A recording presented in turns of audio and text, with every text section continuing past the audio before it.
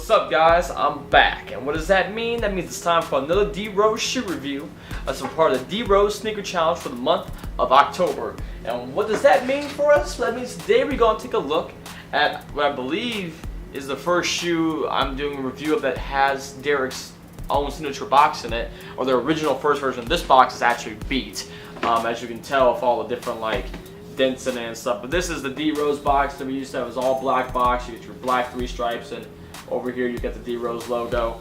But this is a D-Rose 3.5, and it is none other than the D-Rose 3.5 Triple Blue, as I believe what the colorway for them was called. And I just always called them the All-Stars because I always thought, if he would have made the All-Star game that year, if he would have been able playing and stuff, that this would be the colorway he would have worn for the All-Star game. Or some people argue it would have maybe been the 3.5 Year of the Snakes, which is a fair argument. Anyway, this shoe I believe is meant to represent Derek's coldness on the court in terms of his attitude towards opponents. Something I used to love about the D-Rose line is that Adidas used to always have some maybe call it gimmicky. I'd say it was always interesting to me what they would come up with for the terminology behind the colorways they would choose. So you had these that have that story behind it. It's about his coolness and his attitude on the court, which is nice. Or you have the Murray Parks, which I think I actually review the Murray Parks later this year, so I'm not going to say that. But you had different things like that, and they were always something kind of interesting and creative, which was oh, okay, cool, that's a fun fact, So yeah, this model is pretty dope. I like the 3.5s a lot because of a lot of different things. We're talking about tech-wise. You have GeoFit in the ankle collar and these ankle balls that you have on the side that mold to your foot. You have a sprint web throughout the entire upper, which is what this whole piece is here, which is kind of cool as well. You have your 3 stripes on the back on your sprint frame, so contain your heel. And the 3 stripes do carry on to the traction here on the bottom. As you can see, I wore these outside today, and it's been raining and stuff. Was a mistake. Never doing it again. Okay, I'll do it again, but not before I review it for the second time review. Or maybe this actually may be the first time I'm ever reviewing these shoes on the channel. Or at least this colorway. I'm not sure if I'm being honest. The toe box up here in the front has this lacing of the lion steer, which is a design cue that I can't remember exactly what the storytelling behind it was, but I thought it was pretty cool. I think it was meant to talk about how hard it is to calculate Derek's game because of his speed and his quickness. Because I believe that's what the away colorway the 3.5 says on the inside of the tongue. Speaking of the inside of the tongue, this one has this D-Rose logo right here, which is nice. The insole, if it wasn't worn out, you'd be able to see that it originally had a D-Rose logo there. This is still during the time in which we had thicker insoles in the shoes.